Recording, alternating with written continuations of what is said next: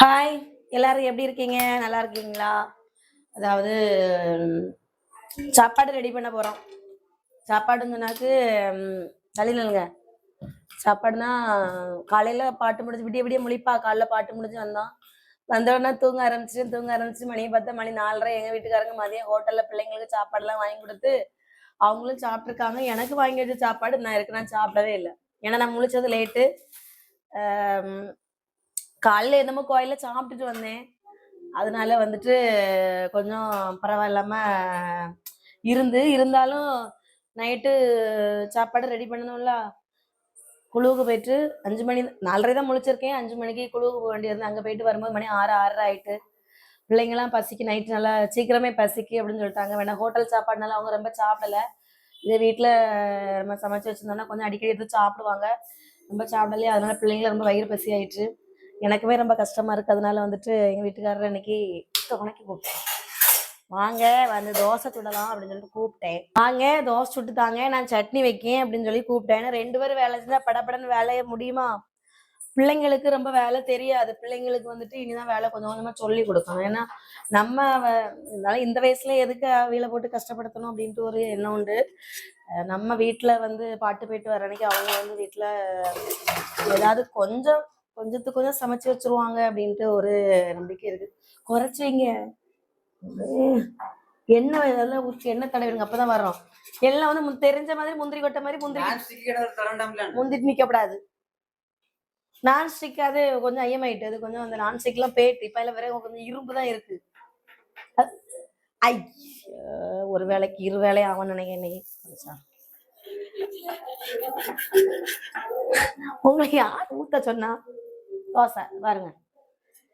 ஐயோ,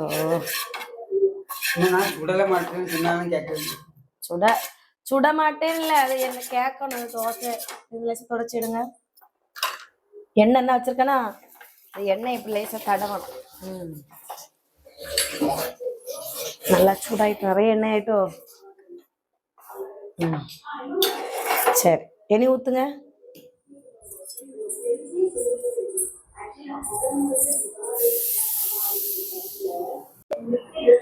சரி, தேங்காய் மட்டும் கொஞ்சம் உடைச்சுதாங்களா? நான் தேங்காய் தருவேன், நீங்க தோசை இடுங்க, சீக்கிரம் வேலை முடியும். அதாவது கிச்சன்லாம் நீட்டா வைக்கணும்னு நினைச்சாலும் கிச்சன்லாம் நீட்டா இருக்கவே செய்ய மாட்டேங்குது. எப்ப பார்த்தாலும் வந்து ஒரு நீட்டே இல்லை. முன்னாடியெல்லாம் நல்லா நீட்டா வச்சிருப்பேன். இப்ப கொஞ்சம் ப்ரோக்ராம் தொடர்ந்து இருக்கப்பே தான் வந்து கிச்சன் நீட்டே கிடையாது. இருந்தாலும்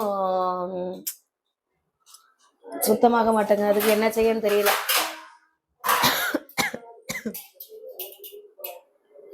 இந்த தோசையாவது ஒழுங்கா சரியா வந்து கொஞ்சம் இருக்கட்டு, கொஞ்சம் வியாபாரமா தான் இருக்கு.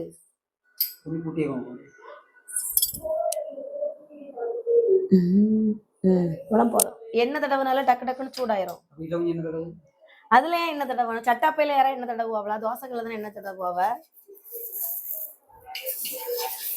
சரி, தோசை சுடலாம். தோசைக்கு வந்து சட்னி இன்னைக்கு தோசை சுட்ட மாதிரி தான். பேசாம நான் தோசை சுடட்டு, அப்ப நீங்க அந்த இது தேங்காய் திருவிழா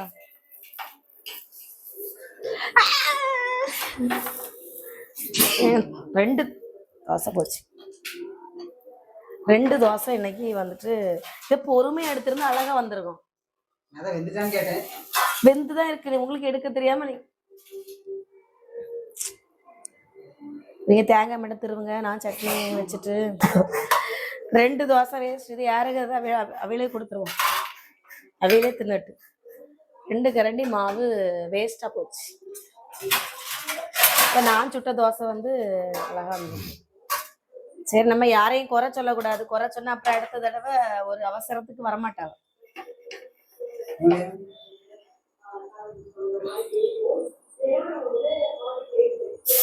சொல்லுங்க, இதெல்லாம் வாங்கி இப்போ யூஸ் பண்ணக்கூடாது. ரப்பரா? அதுதான் இப்ப எல்லா வீட்லயும் வச்சிருக்காவ. அது இப்ப என்ன தடவாம அந்த தோசை இதுல வரும்ல.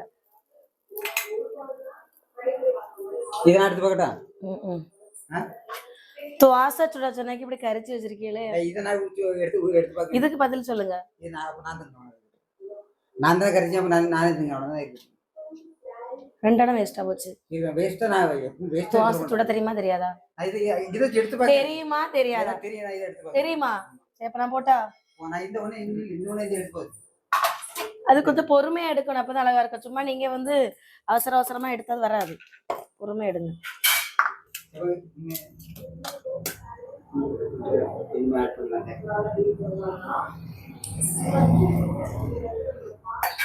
இந்த கறி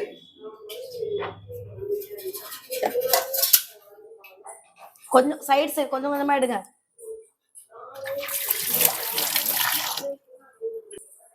முன்னாடிலாம் வந்து இந்த சும்மா தோசை புட்டு எல்லாம் வந்து இந்த கார்த்திகை மாசம் விரதம் இருப்பாங்கல்ல, அப்பதான் வீட்டுல தோசை அடிக்கடி சுடுவாங்க.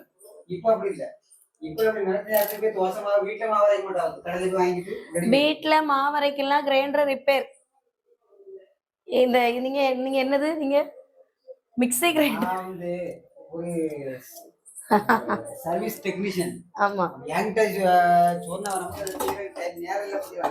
ஆமா சர்வீஸ் டெக்னீஷியனா அவன் அது கிரைண்டர் ரிப்பேர் ஆகி வந்து கரெக்டா ஒரு வருஷம் கூட தான் இருக்கும். 1 வருஷமா நான் கடையில தான் தோசை மாவு வாங்கிட்டு இருக்கேன். எத்தனை தடவை சொல்லியாச்சு.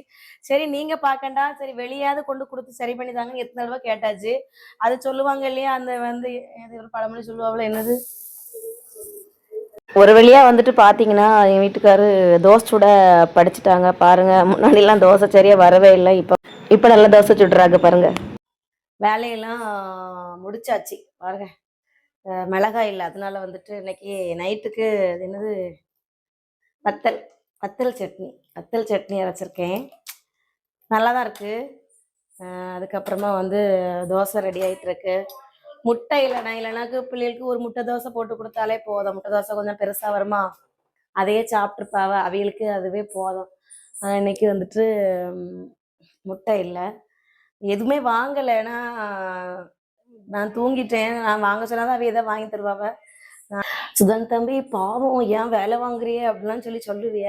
வீடு நான் வந்து பிள்ளைங்க நம்ம எல்லாரும் இருக்கக்கூடிய டைம்ல ஒரு ஆள் எல்லாமே செய்ய முடியாது. வீட்டுல இருந்தா ஓகே, நம்மளும் வெளியே போறதுனால வந்துட்டு எல்லாரும் ஒரே வேலையை செய்ய முடியாது.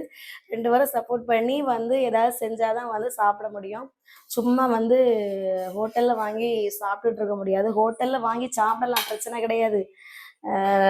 அது வந்து என்னன்னா அவ்வளவு வந்து நமக்கு டேஸ்டா இருக்காது, அவ்வளவுதான். பிள்ளைங்கெல்லாம் வந்து ரொம்ப சாப்பிடவே மாட்டாங்க. ஹோட்டல்ல தோசை இட்லி புரோட்டா எல்லாம் வாங்கி கொடுத்தா சாப்பிட மாட்டாங்க. அவங்க சாப்பிடக்கூடியது ஒன்னே ஒண்ணுதான். இந்த மாதிரி சிக்கன் ஃப்ரைட் ரைஸ் இருக்கு பார்த்தீங்களா, எங்க பிள்ளைங்கன்னு இல்லை, மேக்சிமம் இப்போ நிறைய பேர் விரும்பி சாப்பிட்றாங்க. அதுவும் அதிகமா சாப்பிடக்கூடாதுல, இப்போ அது வாங்கி கொடுத்தா சாப்பிடுவாங்க. அதுக்கு தோசை கொள்ளலாம் தானே. இப்போ சப்பாத்தி எல்லாம் போடலாம், சப்பாத்தி எல்லாம் போட்டா வந்துட்டு ரொம்ப நேரம் ஆகும். நைட்டு வந்து மேக்சிமம் வந்து பாட்டு முடிஞ்சு வீட்டுக்கு வரும்போது எங்க வீட்டுல தோசை தான் இருக்கும். நான் வரும்போதே மாவெல்லாம் வாங்கிட்டு வந்துடுவேன். மேக்சிமம் நைட்டு தோசை தான். சப்பாத்தி பரோட்டா இதெல்லாம் வந்து ரொம்ப நாங்க வாங்கி சாப்பிட மாட்டோம்.